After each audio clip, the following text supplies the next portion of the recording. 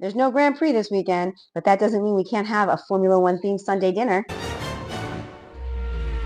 My family has this little tradition that we do every week during a race weekend. I make the foods of whatever country we're in. This week there is no race, but I still wanted to make a Formula One themed dinner. So this week we're going to make food from Germany. Germany, you ask? Well, first of all, I picked Germany because my driver of the week was Nico Hulkenberg, and he comes from Germany. But then we had all this drama with Audi this week. We also had the Nürburgring 4-hour race this weekend, and then there was all that drama with Max Verstappen. So I thought, hey, Germany's a great place, and we love German food because schnitzel, bratwurst, and I made okay, I'm going to say this, ready?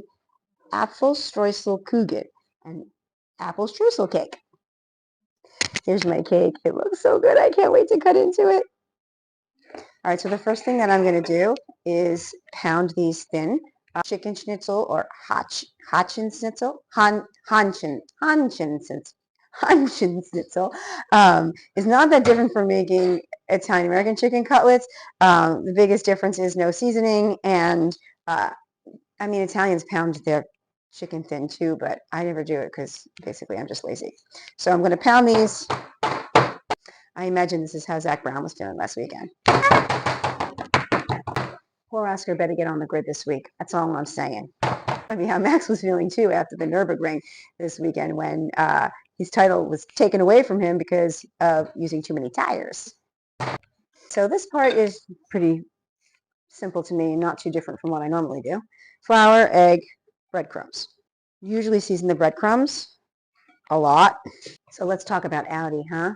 What a frustrating start of the year that they've had. Nico Hulkenberg didn't even start the Australian Grand Prix, and Gabby Bortoleto didn't start the Chinese Grand Prix. 2 races and only 1 car on track for each one. And Hulkenberg was looking good in the Australian Grand Prix, right? He was doing pretty good. He was almost going to be in the points. And then they have this, 16-second pit stop? What was happening there? I feel so bad for him. That's got to be so frustrating because he totally could have been in the points, right? And then this week we find out that Jonathan Wheatley, who we all love because he's such a nice guy and he talks about this positive leadership style and how much he loves his racers, he just up and leaves. Resigns immediately, effective immediately. Rumors that he's going to Aston because they were talking about looking to hire him because I said that I thought it was going to be too much for Adrian Newey to be technical director and team principal. But what do I know? It looks like the guy with the glasses and the hair. What is his name? Like Bernoulli or something like that. He's going to be taking over as team principal, as he was doing when they were Sauber. Well, before Jonathan Wheatley came to Sauber. While I wait for this to heat up, you might be wondering why we don't have any Grand Prix in Germany this year or last year, or we haven't had them in several years.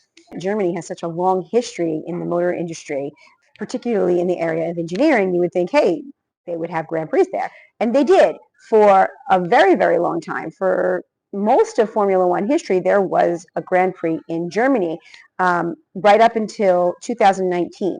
But in the early 2000s, the German Grand Prix had massive, massive attendance. Hundreds of thousands of people would show up to see mostly Michael Schumacher. Michael Schumacher, if you don't know, was one of the greatest racers of all time. He won 7 titles, and then he retired in 2006, came back in 2010, but then in 2012 retired again. And shortly after his retirement, he got into a skiing accident and suffered a traumatic brain injury. After Michael Schumacher left Formula One, the attendance at the German races dropped considerably. Both the Nürburgring and the Hockenheimring are privately owned. So when they weren't making the money, they just basically stopped having races there.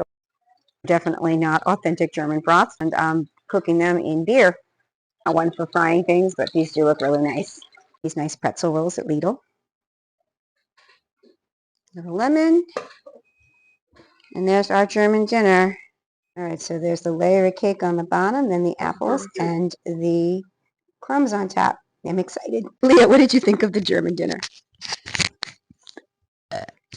I thought it was good. What did you like the best? The chicken and the sausage things. The bratwurst. The sausage things. Okay. So German Sunday dinner was a huge success, and I might make some of those things again. I mean, we do like bratwurst in general. Um, this week coming up is the Suzuka Grand Prix, and we are very much looking forward to making some sushi next week.